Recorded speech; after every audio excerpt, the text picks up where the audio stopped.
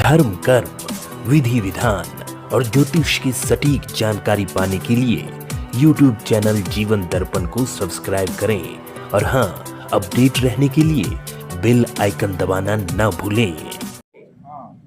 अब वो सकारात्मक ऊर्जा आपके अंदर जाएगा कैसे? अगर आपको दिया गया कि बताओ ये खट्टा है कि मीठा है, कैसे बताओगे?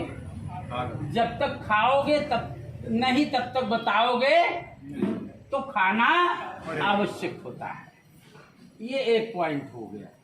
दूसरा पॉइंट, अगर इत्र दिया गया कि ये कौन सा सुगंध है तो कैसे बताओगे? सूंघने के बाद बताएंगे ना। अगर सूंघेंगे, सोचेंगे खा करके बता दें तो संभव नहीं। तो ये 2 पॉइंट और प्लस हो गया। कितना हो गया? 3 पॉइंट हो गया। किसी की फोटो दी गई कि किसकी फोटो है तो कैसे बताएंगे? जब तक देखेंगे तब तक बता नहीं पाएंगे। ये 5 पॉइंट हो गया। और किसी की आवाज दी गई कि किसकी आवाज है तो कैसे बताएंगे? ये 7 पॉइंट हुआ। 7 समझ में आ गया। किसी को अगर कुछ प्लस माइनस हो कि कम पॉइंट है या ज्यादा पॉइंट है तो बताइए, हम उसको एक्सप्लेन कर देंगे, कोई दिक्कत नहीं। तुमको डाउट अगर किसी को होगा तो बता दीजिएगा। पहली बात, मुख एक है, नाक में 2 छिद्र है, तो एक छिद्र से भी सूंघेंगे तो भी बता सकते हैं, दोनों से सूंघेंगे तो भी बता सकते हैं। आंख 2 है, एक आंख अगर कमजोर रहती है तो भी व्यक्ति देख सकता है, दोनों आंख ठीक है तो भी। ये 5 पॉइंट हुआ। 6ठा पॉइंट और 7वां पॉइंट कान हुआ। कान भी 2 हैं, एक कान से भी सुनेंगे तो भी बता सकते हैं, दोनों से सुनेंगे तो भी बता सकते हैं। समझ बात आ गई। अब रही बात ये गृह प्रवेश करने के लिए दरवाजे पर ही हम आप क्यों बैठे आए ना, और दरवाजे पर एक कलश लेकर के क्यों आए?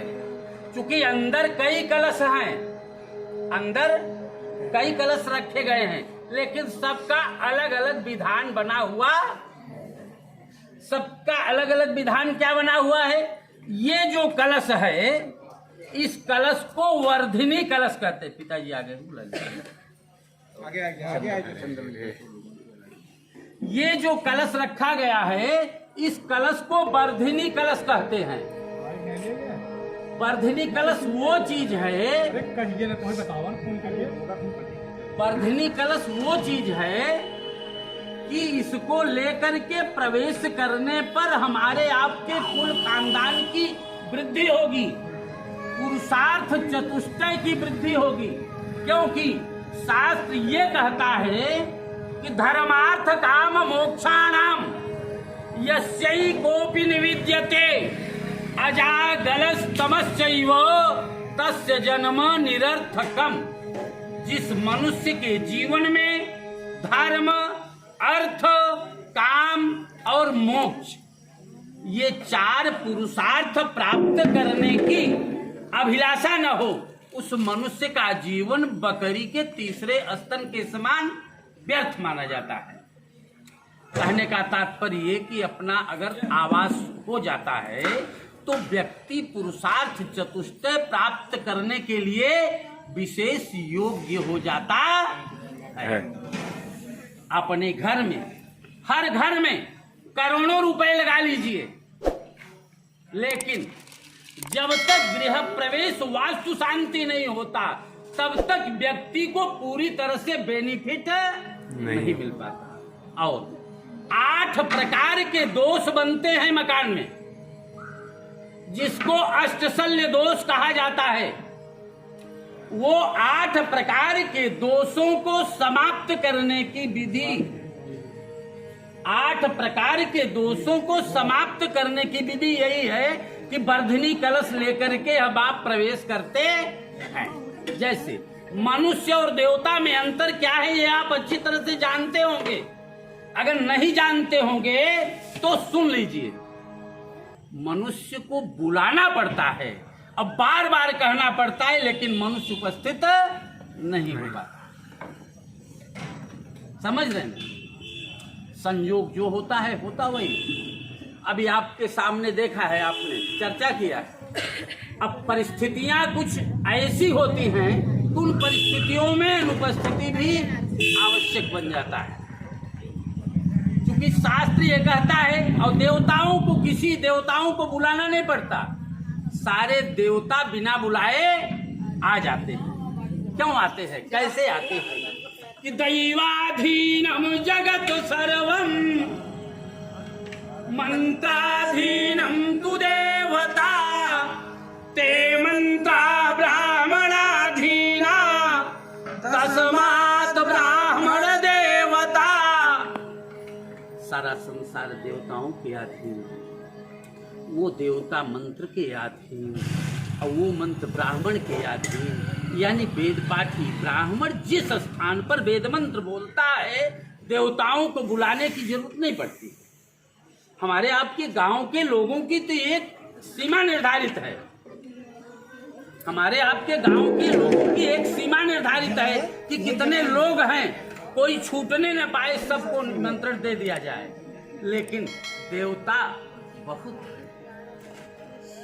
सारे देवताओं का नाम अगर हम आप लेते रहेंगे ना तो पूरी जीवन बीत जाएगी। क्योंकि लिखा गया है, असित गिरि समम स्यात् कज्जलम सिंधु पात्रे सुरतरुवर शाखा लेखनी पत्र मूर्वी लिखत यदि गृहीत्वा शारदा सर्वकालम तदपि तव गुणा नामीश पारम नया। दिया देख तो ये वर्धनी कलश का हम आप पूजन करेंगे। वर्धनी कलश में सारे तीर्थों को बुलाते हैं, सारे देवताओं को बुलाते हैं, यहाँ तक कि चारों वेदों को भी बुलाते हैं, और यही साथ में लेकर के हम प्रवेश करते हैं। ये साथ में लेकर के यदि हम आप प्रवेश करते हैं तो हमारे आपके जीवन में पुरुषार्थ चतुष्टय की प्राप्ति में कोई संदेह नहीं है। और सारे जो अष्टशल्य दोष हैं, सारे अष्टशल्य दोष समाप्त भी हो जाते। प्रेम से बोलिए यज्ञ नारायण भगवान की जय। अपवित्रा पवित्रो वा सर्वावस्थांगतोऽपि वा यस्मरेत् पुण्डरीकाक्षां सबाह्याभ्यन्तरः पुण्डरीकाक्षः पुनातो पुण्डरीकाक्षाय नमो नमः। तिराचम्य ॐ केशवाय नमः। ॐ माधवाय नमः। ॐ नारायणाय नमः। हस्तो प्रक्षाल्य ऋषिकेशाय नमो नमः। अथ पवित्रे धारणा। लोग हैं, सब लोग अपने अपने हाथ से ये अंगुली का स्पर्श करेंगे। हरे ओम पवित्रेषु वैष्णव्यो यावे दुर्वाहा प्रथम उत्पूर्णाम्यचित्रेण पवित्रेण सूर्यस्य रश्मिभिः तस्य ते पवित्रपते पवित्रभूतस्य यत्कामः पुने तच्छकेयम्। हस्ते पुष्पाणि कृत्वा हरिः ॐ भद्रं कर्णेभिः श्रीरुयाम देवा भद्रं पश्येमाक्षभिर्यजत्राः स्थिरैरङ्गैस्तुष्टुवाग्वन् स्वस्तारो विर्व्यसे महि देवहितं यदायोः शतमेनो शारदो अन्ति देवा जतरानश्चकराचरसन्तानो नाम पुत्रासो जतरा पितरो भवन्ति मानो मदियारे रेखता युर्गन्तोः अदितिर्द्यौरदितिरान्तरिक्षमदितिर्माता स पिता स पुत्रः विश्वे देवा अदितिः पञ्चजना अदितिर्जातमदितिर्जारितवाम द्यौः शान्तिरान्तरिक्षगुं शान्तिः पृथिवी शान्तिरापः शान्तिरोषधयः शान्तिः वनस्पतयः शान्तिर्विश्वे देवाः शान्ति ब्रह्म शान्तिः सर्वगुं शान्तिः शान्तिरेव शान्तिः सामा शान्तिरेदि यतो यतः समीहसे ततो नो अभयं कुरु सन्नः कुरु प्रजाभ्यो भयान्नः पशुभ्यः विश्वानि देव सवितर्दुरितानि पराशुभं यद्भद्रां तन्न आशुभं त्रिवेणी माधवं सोमं